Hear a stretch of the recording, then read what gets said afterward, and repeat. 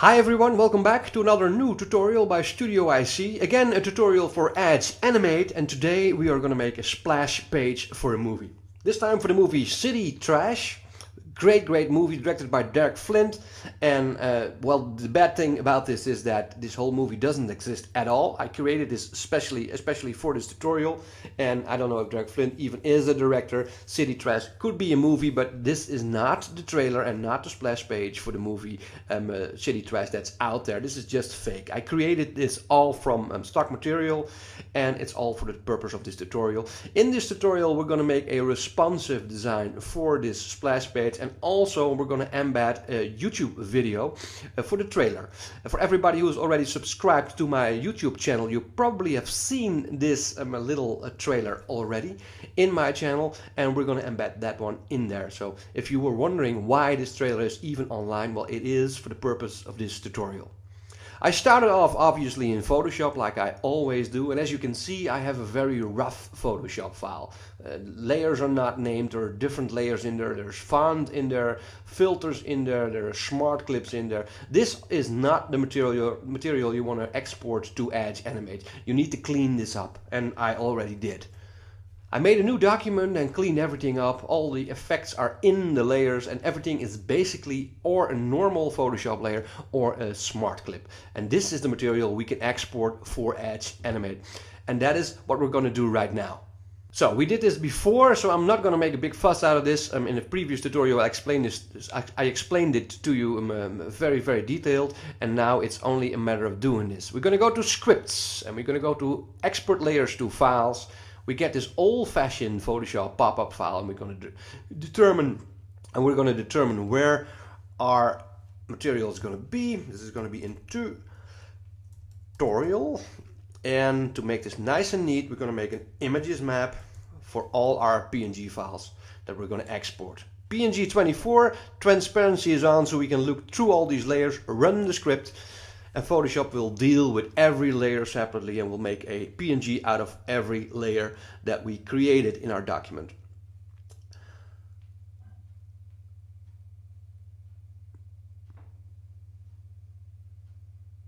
Okay, it's done. Export layers to files was successful. Click on OK, and you will see that nothing really changed in your Photoshop document.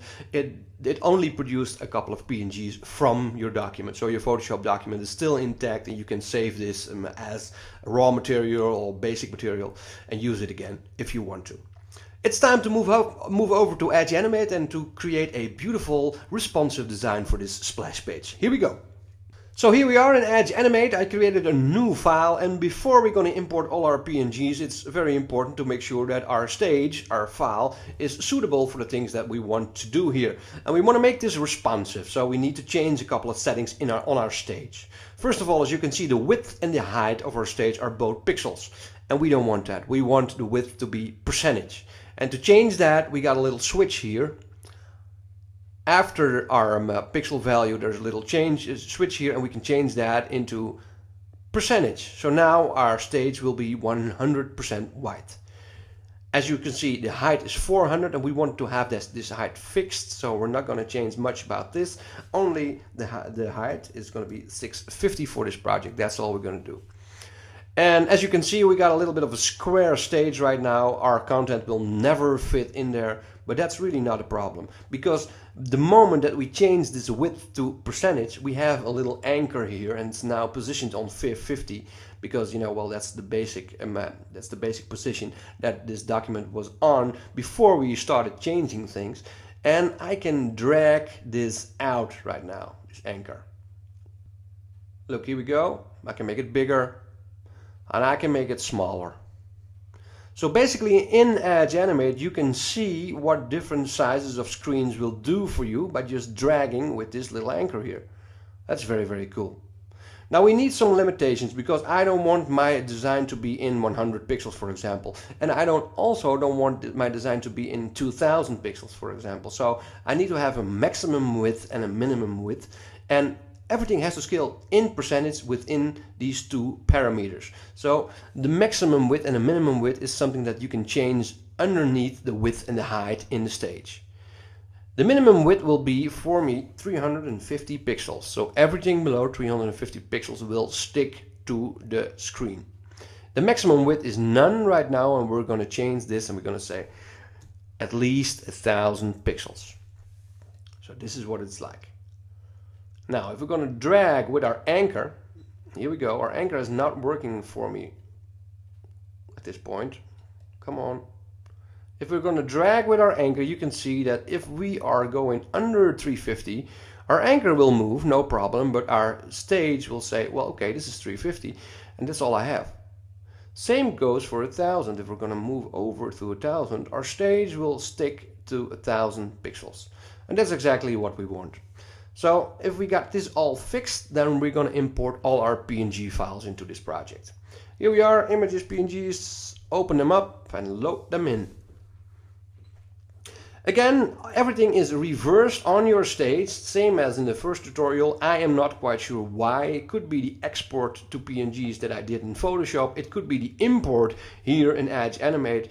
But I mean, it's strange, weird, not very convenient, but we can change this very, very fast. You cannot change this in your stage file here, but you have to change this in elements on the right side. So that's what we're going to do. We're going to pick up our background, move it down, pick up our blue filter, put it on top of our background, pick up our vignette, move it on top of our blue filter, and pick up the girl, move her on top of the vignette.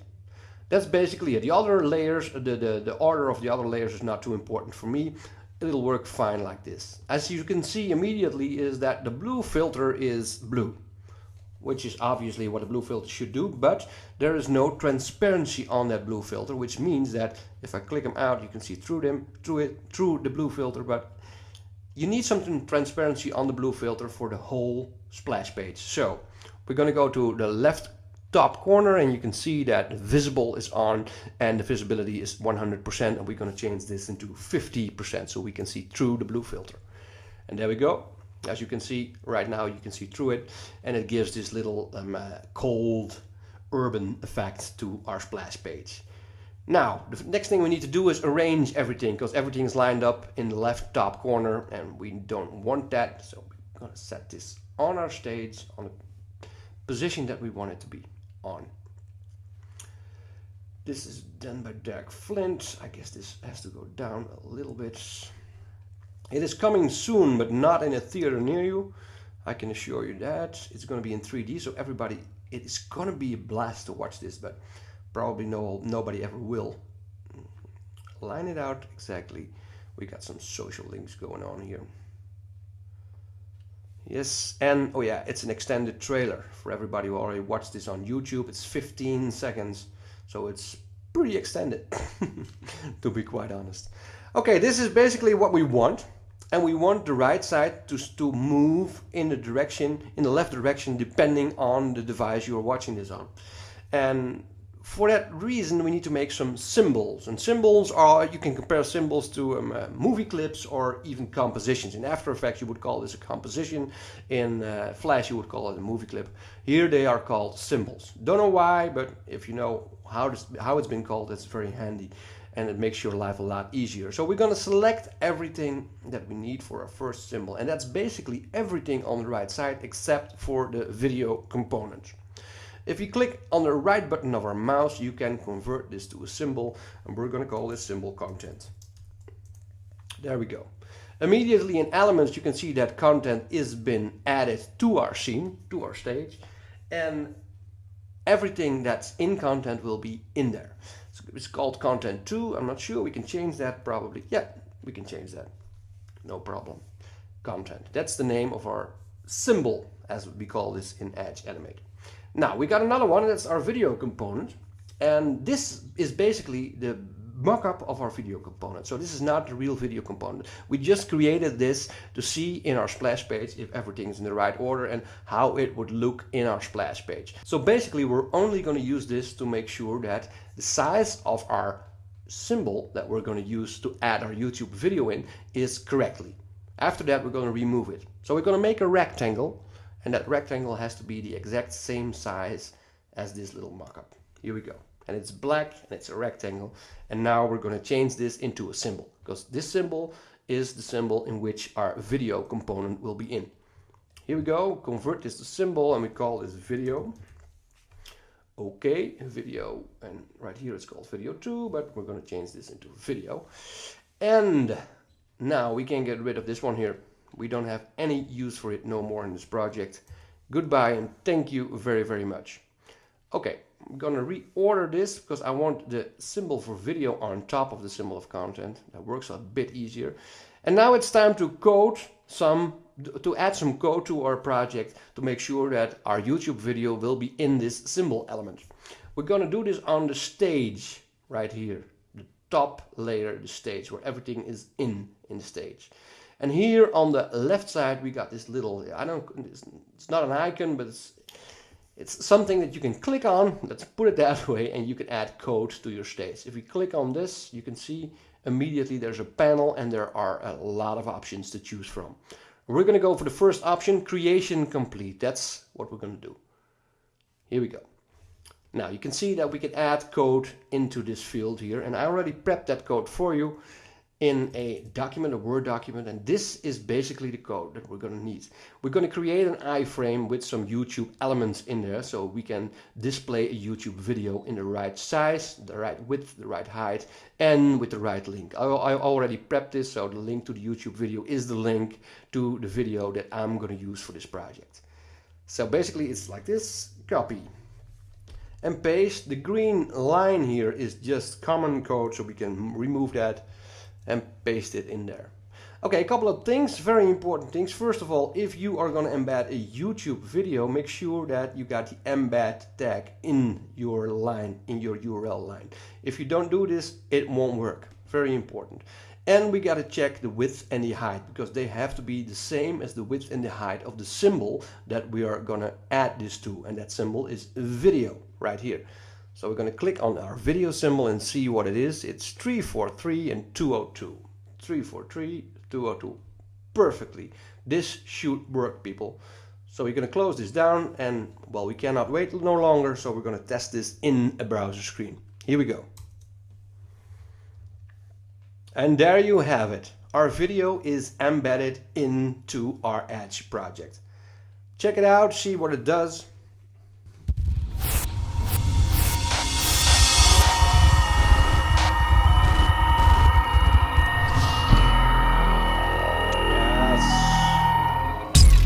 Very, very nicely done. Nice, nice, nice, nice. It all works.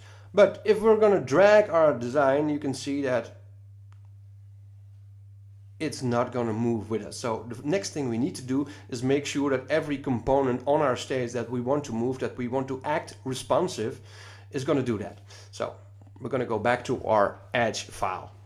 And we're going to select, first of all, our symbol content. That's the first one. To move this, we need to make some changes, and we're going to make those changes in position and size. We don't want to change the size. We're not going to make them bigger or smaller. No, every piece of this content, of this symbol, will be exactly the same, but we're going to change the position of our symbol. And we're not going to change the top position. It's 29 pixels, that's fine with me, but the position from the left side will be changed. So we're going to switch this over to percentage. Here we go. And we don't actually want this to calculate from the left side of our stage. We want this to calculate from the right side of our stage, because that will give us a better result. And we can do this here. This little icon here, and you can see the top left corner is now selected, and we're going to select the top right corner. And immediately you can see that our percentage is going to change. Look, left 62.8, and right now is going to be 5.7%. That's basically all we need to do to make this all movable. Here we go. Let's test it out and see what happens. If our screen is going to get smaller, it's going to move with it. That's very, very cool. That's exactly what we need. Now we're going to do the same with our video component. Again, percentage and back to the right side. And now everything should be able to move on our stage from the right to the left side, depending on the screen that you're watching this on. Here we go. See what it does. The anchor is not always cooperating with me. I'm not sure if that's an Edge bug or something, but eventually it will work. Come on. Yeah, it's kind of floppy. Now here we go. You see? That all works perfectly. There's one little thing though, if you can see this. When it comes to 350, which is basically the smallest size that you can watch this on, our video component is falling off of our stage. And that's strange, and that's something you don't want. But the weird thing is that if you are going to watch this in your browser, here we go, and we're going to drag it down, it's perfectly aligned. I'm not sure why this is. Maybe it's a bug in Edge, I don't know, but it's perfectly aligned. I tested this out also in Chrome and in Firefox, and well, there is a little bit of a difference between all these browsers, but it's all relatively perfectly aligned to where we want it to be. So I'm not quite sure why Edge Animate is giving me that. The first time I ran into this, I was changing this immediately, but it didn't work out. You just have to do it like this. Here we go. It's all responsive. There's one little thing that I don't like at this point, and we're going to change that right now. Move this over to 1000. Come on. Yes, here we go. And that's the vignette, the little fade-in black layer that's in here, the vignette layer. Because I want that vignette to scale with my design. And that's something that's a bit different than what we did with the other movie clips, because we didn't change the width of the movie clip, we just changed the position of the movie clips. Or the symbols, I should say. Oh man, this is a big mistake. That's the same as with the symbols, but a bit different. And it has to do with the fact that our symbols are moving in position, and our vignette has to move in width and height to fit the screen that you're watching this on. So, for the vignette, we're going to go, you see, we don't need a symbol to do this all. We can also do this with an element like this vignette. We're going to go to rotate position and size again, and we're going to change this with this little button here. This gives us a lot of options. Scale to position, scale to size, scale as background image, center as background image, clip as background image, and a static background image. For your project, you should probably play with this and see how this works and what it does for you and for the elements that are on your stage. For this particular element, we need to do this. Scale and size and apply this. And right now, if we're going to move, you can see that our vignette is coming with us to the end. That's exactly what we want. And basically, this is it when it comes down to making a responsive splash page in Edge Animate. You can check this in the browser again. See if everything works the way we want it. Yes, that's exactly what we want. Beautiful, beautiful. One little note, an Edge Animate page, which we created here, is always a part of a larger project and a larger HTML project. So basically, this box, 1000 pixels and 650 pixels high, will be embedded into your HTML page, and we'll do his trick there. Now this is it. What you can do to make this all not so static is you can animate all kinds of other objects within this project. And we can do this like this. For example, the girl, we want the girl to move into our onto our stage in a second. So we're going to make some keyframes for her. And we're going to say, okay, your position to the left is going to be 0, and in 1 second it's going to be 0 also. And if we head back to this, we can say, well, your position should be -500, for example. So she's out of the box, and there we go, and she walks into our scene. That's nice for building up your splash page, and you can do this basically with every element. You can also do something with the way this eases in or eases out into your project. This is a little thing here, and you can do an ease in, for example, or an ease out. We're going to choose ease in, so the effect will ease in, which makes it a little bit more clean, a little bit better to watch. You can also do this for your video symbol, and that would make a very nice effect. If we're going to go here and say, okay, we're going to we do something with transparency here. So basically here it's going to be visible for 100%, and back here it's going to be 0%. Wait a second. Yeah, there we go. So you got a little bit of a build up here, and there's your video coming in. You can even drag this out a little if you want to. So there are lots of opportunities for you to make this all great, and it's going to be like this, for example. See it in the browser. There we go, there's the girl, and there is the video. what I see is that the girl is not really totally out of the stage to start with. If I'm not wrong, oh no, she is. There she goes. Yeah, she's a bit too fast in my opinion, so I can change that easily. There she is. Wonderful, wonderful, wonderful. So, well, let's do this for the other symbol also. These are pretty simple animations that I use right now. So I don't make a big fuss out of this also. Transparency again for this one, and this one is going to be 1, 0. So there's your stage, there's the girl, there's your animation. Now it's all set up and you can see and watch what this is all about. Okay, this is it for this tutorial. I hope you've learned something, and if I was moving too fast, I'm sorry. You can always ask questions, obviously, through my YouTube channel. And I hope to see you again for another tutorial, probably about Edge Animate, but also for probably some other software that I'm using for my projects and in which I find very interesting stuff to share with you all. Thank you very much and see you the next time.